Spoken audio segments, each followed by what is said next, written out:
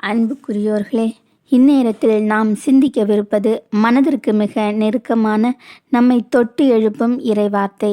உண்மையாகவே என் கற்பாரையும் மீட்பும் அவரே, எனவே நான் சிறிதும் அசைவுறேன்.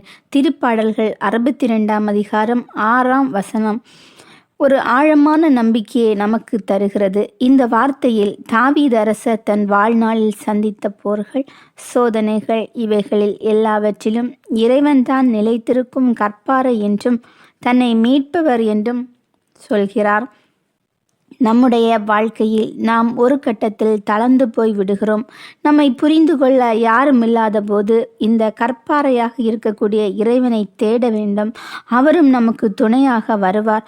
ஒரு முறை அமெரிக்காவில் வெள்ளப்பெருக்கு வந்தபோது பலர் தங்கள் வீடுகளை, பொருட்களை இழந்தனர். ஆனால் பீட்டர் என்பவர் வீடு மட்டும் கடல் அருகில் இருந்தும் சிறிதும் பாதிக்கப்படவில்லை. செய்தியாளர்கள் ஓடோடி வந்து கேட்டார்கள், இந்த வீடு எப்படி இப்படி எந்த பாதிப்பும் ஏற்படாமல் நின்றது என்று. வீட்டு உரிமையாளர் அதுக்கு சொன்னார், நான் இந்த வீட்டை கட்டும்போது ஆழமான அடித்தளத்தில் கற்பாறை பாய்த்தேன். எல்லோரும் சிரித்தார்கள். ஆனால் இன்று அந்த அடித்தளம்தான் என் வீட்டை காப்பாற்றியது என்றாராம்.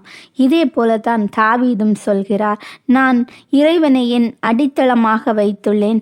அவர்தான் என் கற்பாறை, அவர்தான் என் மீட்பு. எனவே நான் சிறிதும் அசைவுறேன் என்கிறார்.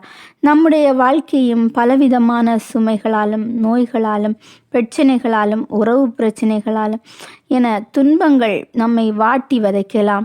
என்றாலும் நாம் தாவீது போலவே இறைவனை நம் கற்பாறையாக வைத்து கொண்டால் நம்மை எந்த சோதனையும் அசைக்க முடியாது.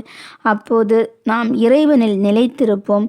இன்று நாம் சிந்தித்த வார்த்தை நமக்கு ஒரு அழைப்பு விடுக்கிறது.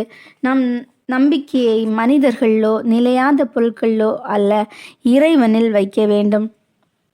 அவர் மட்டுமே நம்மை நிலைத்திருக்க வைக்கும் கற்பாறை. உண்மையாகவே என் கற்பாறையும் மீட்பும் அவரே, எனவே நான் சிறிதும் அசைவுறேன். இதுவே ஒரு விசுவாசியின் முழுமையான நம்பிக்கை முழக்கம்.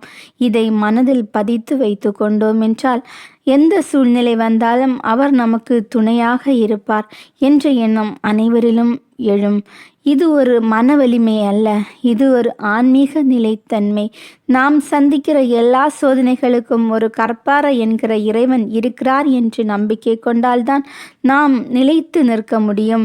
பழைய ஏற்பாட்டில் இறைவனை கற்பாறை என்றால், புதிய ஏற்பாட்டில் இயேசு கிறிஸ்துவே அந்த கற்பாறை என்று 1 கொரிந்தியர் 10ஆம் அதிகாரம் 4ஆம் வசனத்தில் பவுல் கூறுகிறார். இன்று உங்கள் வாழ்க்கையில் என்ன நடக்கிறது? நீங்கள் உறவுகளில் காயப்பட்டீர்களா? உங்கள் மனம் பதறுகிறதா? நீங்கள் பயப்பட வேண்டாம். உங்கள் கற்பாறையான இறைவனை நினைவில் வைத்து கொள்ளுங்கள். தாவீதை போல முழுமையான நம்பிக்கையுடன் சொல்லுங்கள், உண்மையாகவே என் கற்பாறையும் மீட்பும் அவரே, எனவே நான் சிறிதும் அசைவுறேன். என் தேவன் கற்பாறை என்றும் எப்போது நம்மை மீட்க அவர் தயாராக உள்ளார். நம்புவோம், வாழ்வாக்குவோம். தந்தை, மகன், தூய ஆவியின் பெயராலே ஆமேன்.